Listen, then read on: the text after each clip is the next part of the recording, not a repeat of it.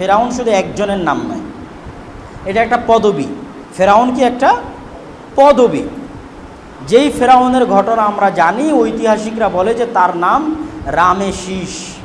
তার নাম কি ছিল? রামেশিস। এখন আল্লাহ ভালো জানে তার নাম কি ছিল, কিন্তু তার উপাধিটাই আল্লাহ নকল করেছে। যেমন পারস্যের সাম্রাজ্যের যারা প্রধান তাদের উপাধি কায়সার, আর রোম সাম্রাজ্যের যারা প্রধান তাদের উপাধি কিসরা। কিসরা এবং কায়সার। তো এই উপাধির একটা উপাধি হচ্ছে ফেরাউন। মিশরের বাদশাদের উপাধি কি? ফেরাউন।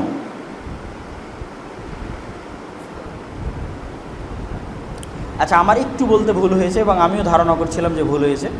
সেটা হচ্ছে কায়সার মূলত রোম সাম্রাজ্যের যারা প্রধান তাদের, আর কিসরা মূলত পারস্য সাম্রাজ্যের যারা প্রধান তাদের। কোথায় থেকে আমার ব্রেনে খটকা লাগলো সেটাও বলি, সেখান থেকেও একটু শিক্ষা আছে। সেটা হচ্ছে, আপনারা জুলিয়াস সিজারের নাম শোনেন না? রোমান সম্রাটের যিনি, যারা ইতিহাস পড়বেন তারা দেখবেন প্রথম দিকের যারা শাসক, সিজারকেই আরবিতে বলা হয় কায়সার। সিজারকে আরবিতে কি বলা হয়? কায়সার। কায়সার মানে পেট চিরে বের করা।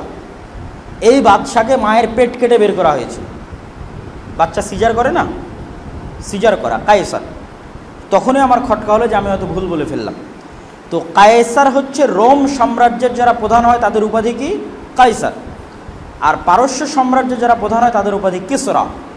আর মিশরের যারা তৎকালীন প্রধান হতো তাদের উপাধি কি? ফেরাউন। তাহলে ফেরাউন একটা উপাধির নাম, একটা পদবীর নাম। ঠিক আছে?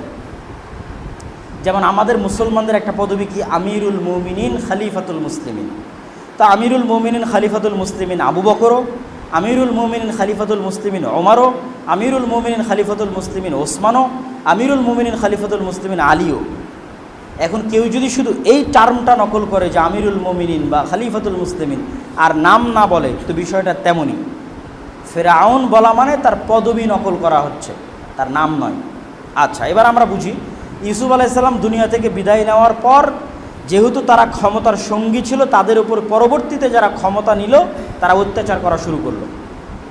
এবং ইউসুফ আলাইহিসসালামের পর থেকে নিয়ে মুসা আলাইহিসসালামের আগমন পর্যন্ত ব্যবধান 400 বছরের। কত বছরের? প্রায় 400 থেকে 450। এক্সাক্ট তো আর কেউ বলতে পারবে না। প্রায় কত বছরের? 400 থেকে 450 বছরের। এবং এই ফেরাউন স্বপ্নে দেখেছিল যে ফিলিস্তিন থেকে, বাইতুল মুকাদ্দাস থেকে একটা আগুন বের হচ্ছে, যে আগুন মিশরের কিবতীদের সকল ঘরকে জ্বালিয়ে দিচ্ছে, শুধু বানু ইসরায়েলের ঘরদের জ্বালাচ্ছে না। এবং এই স্বপ্ন সে বারবার লাগাতার দেখেছে। তারপরে তৎকালীন যুগের যারা তান্ত্রিক, গণক ইত্যাদি সকলের সাথে পরামর্শ করে, জাদুকর, তখন কিন্তু জাদুর যুগ, তন্ত্রমন্ত্রের যুগ প্রচুর ছিল, শক্তিশালী ছিল, পাওয়ারফুল ছিল, যেটা এখনও পিরামিড দেখতে গেলে আপনারা বুঝতে পারবেন।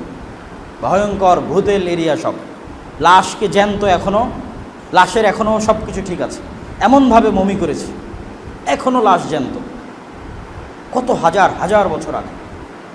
আর পিরামিড এত উঁচু যে অত উঁচুতে মানুষের পক্ষে পাথর নিয়ে যাওয়া আজকের যুগে অসম্ভব। অত উঁচু ক্রেন পৃথিবীতে তৈরি হয়েছে কিনা দেখতে হবে, যে পিরামিড যত উঁচু। তো পিরামিডের মধ্যে যেই পরিমাণ গাণিতিক সূত্র আছে, মানে গাণিতিক সূত্রের যেই পরিমাণ প্রয়োগ আছে, যেই পরিমাণ জাদু টোনা, ঠিক আছে, বদনজর ইত্যাদির প্রয়োগ আছে, অসম্ভব এবং অকল্পনীয়। তো ফেরাউন তার সভাসদ, জাদুকর, গণক তাদেরকে ডেকে বলল ব্যাখ্যা দাও। বলল ব্যাখ্যা হচ্ছে, বানু ইসরায়েলের বংশে এমন সন্তান জন্ম নিবে আপনার রাজত্বকে একদম ধূলিসাৎ করে দিবে, ধ্বংস করে দিবে। তখন ফেরাউন আদেশ জারি করলো কি? পুলিশ বাহিনীকে আদেশ দিয়ে দিল, তোমরা এবার তল্লাশি চালাও বানু ইসরায়েলের ঘরে ঘরে, যা ছেলে সন্তান আছে জবাই করে দেবে, এবং যতদিন ছেলে সন্তান হতে থাকবে ততদিন জবাই করতে থাকবে।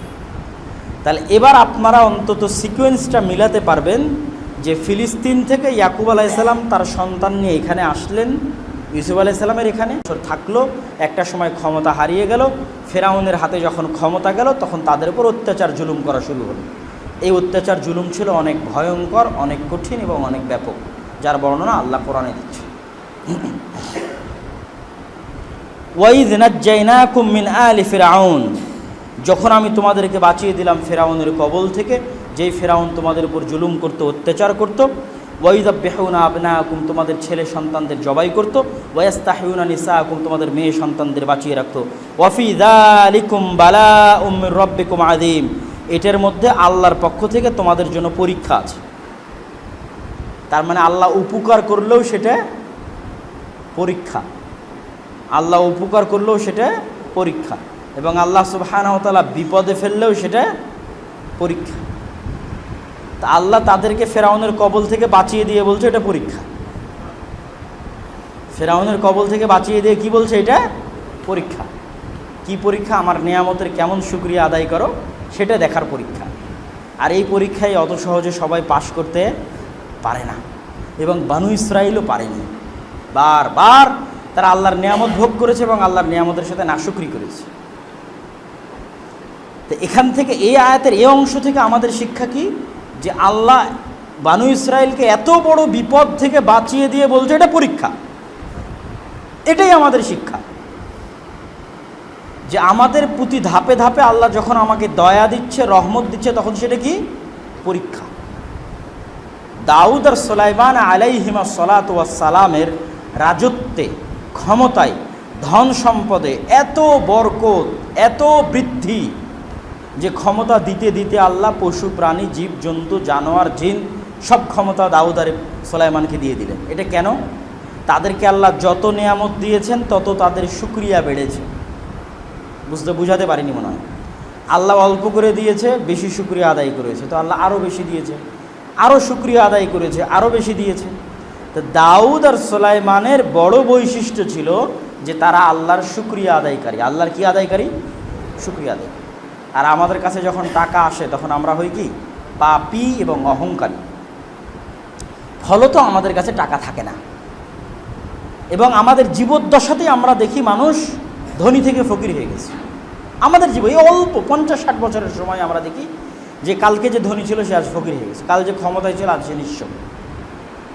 সেখানে 500-100 বছর তো বহু দূরের কথা।